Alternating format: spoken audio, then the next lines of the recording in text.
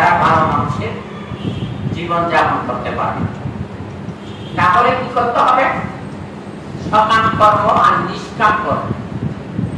নিষ্কাম মানে নির্লিপ্ত, নিরাসক্ত, নির্লোভ, নিরহংকারী, নিরভিমানী।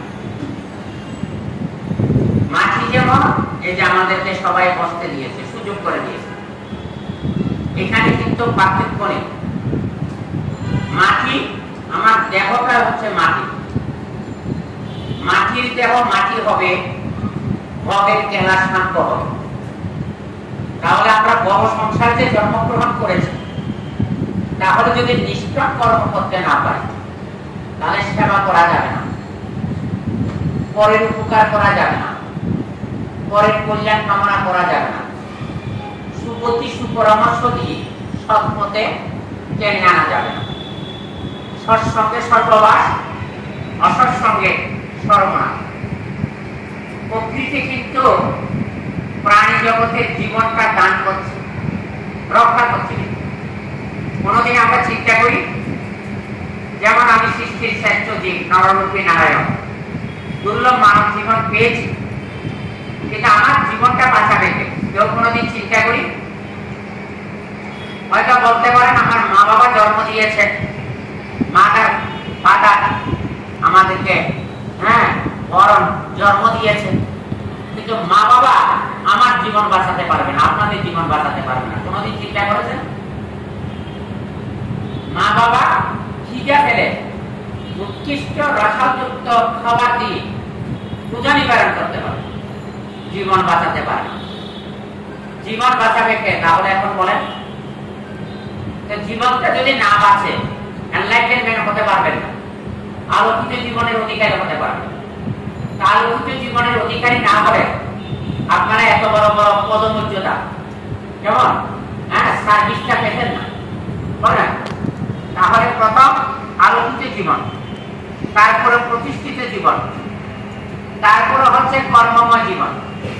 কর্মময় জীবন হলে অর্থনৈতিক সচ্ছলতা আসবে, অর্থনৈতিক সচ্ছলতা আসলে মাতৃ সেবা, পিতৃ সেবা, গুরু সেবা, আত্মীয় স্বজন প্রতিবর্ষের সেবা যদি করি তাহলে তিনি আমার হবে, আমি তার হব।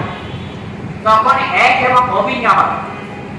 এক এবং অভিন্ন হলে একটা শক্তিকে পুরো এনার্জি এসে যাবে, এনার্জির মাধ্যমে এনি ওয়ার্ক আমি কাজ করতে পারবো।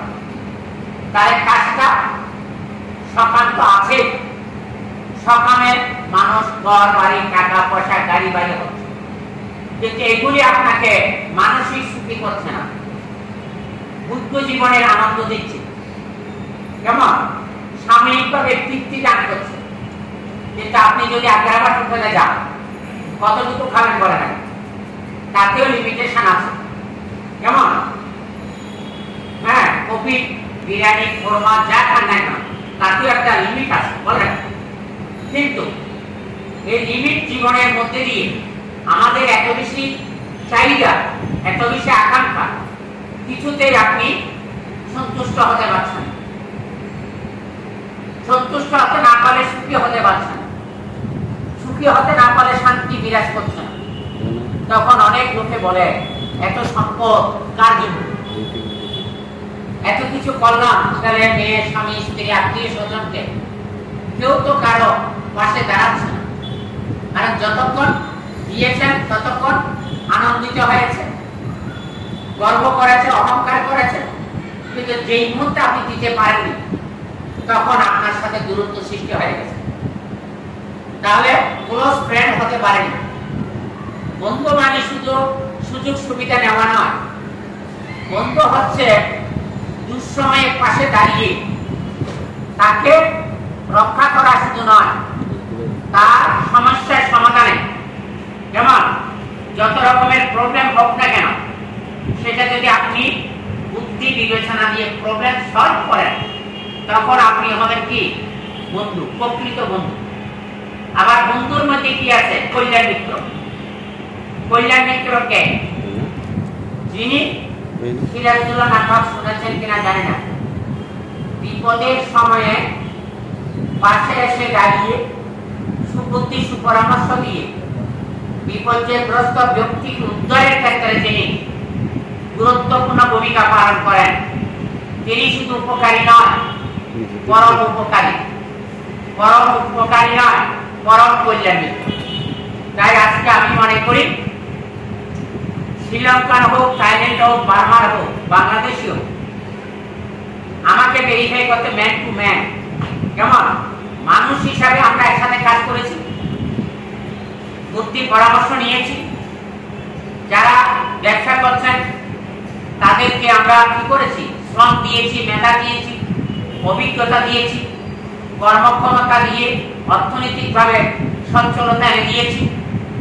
এখন আমার বিপর্যয়ের সময়ে ওনারা আমাদের পাশে দাঁড়াচ্ছেন। এই যে আপনারা সবাই, হ্যাঁ, খ্রিস্টানরা আছেন, মুসলিম ভাইরা আছেন, হিন্দু ভাইরা আছেন, হ্যাঁ, বুদ্ধিস্ট কমিউনিটি আছেন। তাহলে কি করলেন? আমরা কর্মজীবনে ইউনিট ছিলাম, একাত্ম এই কাজ করেছিলাম। এখন উনি যখন সবকিছুর কি আছে, কিছু না কিছু স্থায়িত্ব আছে, কিন্তু জন্ম মৃত্যুর স্থায়িত্ব নেই। জন্মটা বুঝতে পারছি, মৃত্যুটা চিহ্নিত করতে পারছি না।